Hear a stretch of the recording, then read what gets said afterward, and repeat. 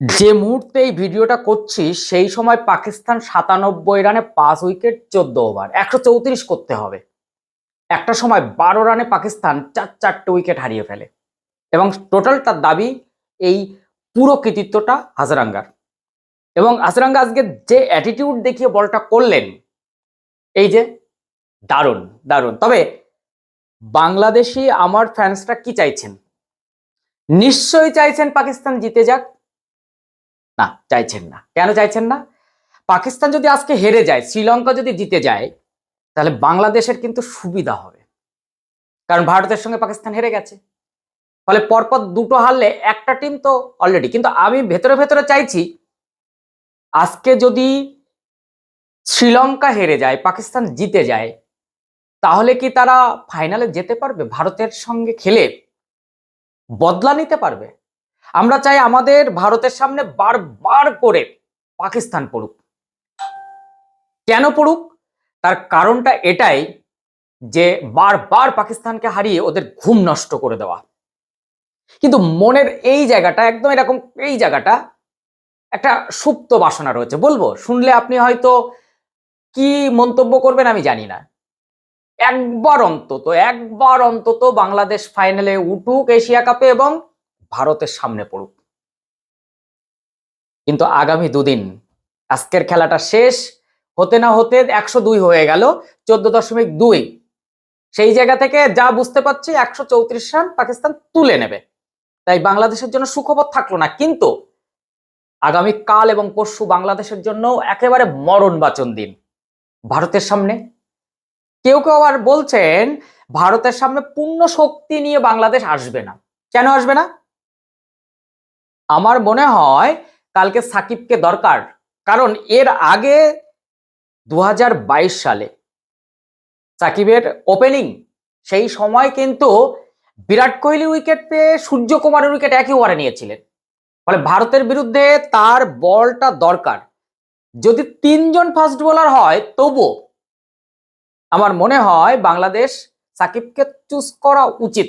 এই পরিস্থিতিতে বাংলাদেশের ভারতের বিরুদ্ধে কি পরিকল্পনা থাকছে, কিভাবে অভিষেক শর্মাকে তারা থামাবে, কিভাবে সূর্যকুমারকে থামাবে? শুভমান গিল তো একেবারে ক্লাস শট দেবেন। এইভাবে হাতে গুনে গুনে সঞ্জু সঞ্জু স্যামসং যদি একবার উইকেটে দাঁড়িয়ে যান তাহলে তো তাণ্ডব করে দেবেন। আপনি কাকে থামাবেন?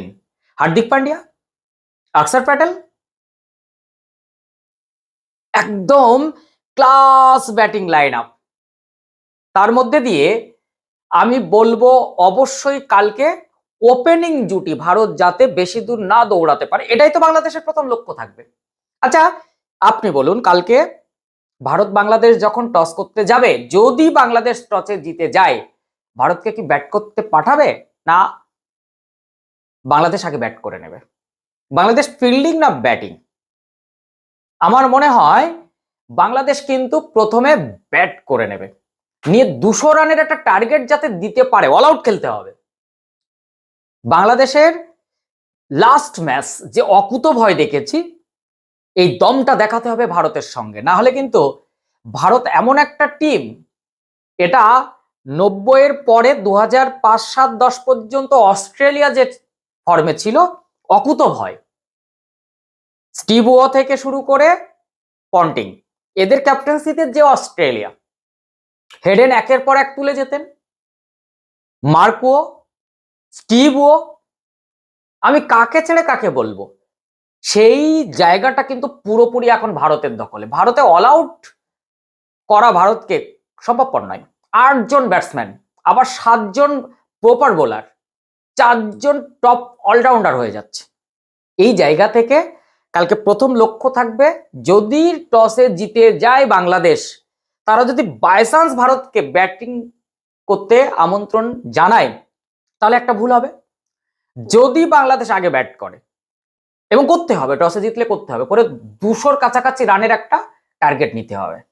তারপরে যদি কোনো কারণে দিন খারাপ যায় ইন্ডিয়ার, তাহলেই বাংলাদেশের কিন্তু জেতার সম্ভাবনা থাকবে, যদি তাদের স্পিনাররা, ফাস্ট বোলাররা 2-4টে উইকেট প্রথম 10 ওভার ফেলতে পারে। তবে যদি অভিষেক শর্মা, গিল এরা 5 থেকে 7 ওভার খেলে যায়, মূলত অভিষেক শর্মা 8 থেকে 9 ওভার খেলে যায়, তাহলে কিন্তু একদম ওলট পালট করে দেবে, যার স্ট্রাইক রেট 195।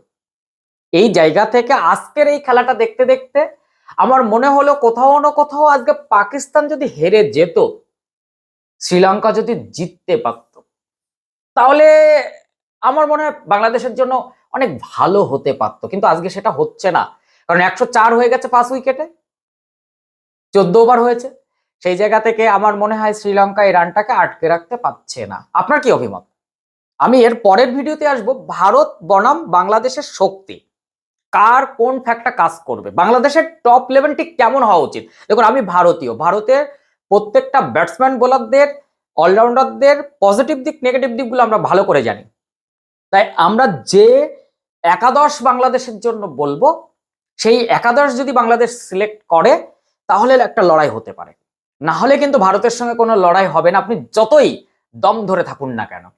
তবে এই প্রথমবারের জন্য এই তরুণ, একেবারে তরুণ, যেখানে রোহিত শর্মা নেই, বিরাট কোহলি নেই, জাদেজা নেই, আশ্বিন নেই, তবুও ওয়ার্ল্ড, শুধু মানে পাকিস্তান নয়, বাংলাদেশ নয়, ওয়ার্ল্ড প্রত্যেকটা টিম কিন্তু এই টি-20 এই টিমটাকে, ভারতের এই টিমটাকে প্রত্যেকে কিন্তু ভয় পাচ্ছে।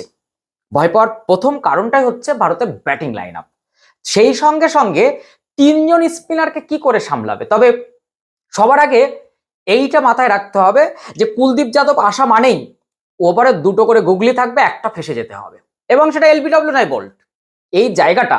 আর সূর্যকুমার যাদব জানেন তার শক্তিটা কোথায়, যে যদি অক্ষর প্যাটেল 10 ওভারের মাথাও আসেন, 9 ওভারের পরে 10 ওভারে, তবু কিন্তু একটা ফার্স্ট ওভারে উইকেট নিয়ে চলে যাবে। কাজেই সবার আগে বাংলাদেশের যেটা দরকার, যে বাংলাদেশের ওপেনিং জুটি অকুতোভয় চালিয়ে যাবে। প্রথম 5 জন ব্যাটারের যদি অকুতোভয় চালিয়ে যায়, 2 জন দাঁড়িয়ে গেলেই তো হয়ে যায়। আর এই যে আবার একটা 4 হয়নি, পাকিস্তান কিন্তু চাপে ছিল, কিন্তু পরে হাসারাঙ্গার বলটা আর কাজ করলো না। 2 ওভার দারুণ হয়েছে, তৃতীয় ওভারটা মার খেয়ে গেছে, 2টো 4, না হলে আজকে হয়তো শ্রীলঙ্কার একটা জয়ের স্বাদ পেয়ে গিয়েছিল, যেটা ছিলই না। তা যেটা বলছিলাম, সেই জায়গা থেকে বাংলাদেশের যে ফ্যাক্টটা কাজ করবে সেটা হচ্ছে দারুণ বল করতে হবে, না হলে কিন্তু ভারত প্রথমে ব্যাট করলে 220 রান করে দেবে। আর যদি 200 রান বাংলাদেশ প্রথমে ব্যাট করে তাহলে একটা চান্স থাকবে, সূক্ষ্ম একটা চান্স থাকবে, যদিও ভারতের কাছে কিন্তু 200-220 কোনো ফ্যাক্ট নয়। আপনার কি অভিমত নিশ্চয়ই জানান। আর অবশ্যই যারা নতুন তারা অবশ্যই চ্যানেলটি সাবস্ক্রাইব করে পাশে থাকা বেল আইকনটি প্রেস করে রাখুন, এরকম তথ্য সমৃদ্ধ ভিডিও পেতে ভীষণ সুবিধা হবে। আর যারা ফেসবুক থেকে দেখছেন তারা অবশ্যই ফলো করে রাখুন।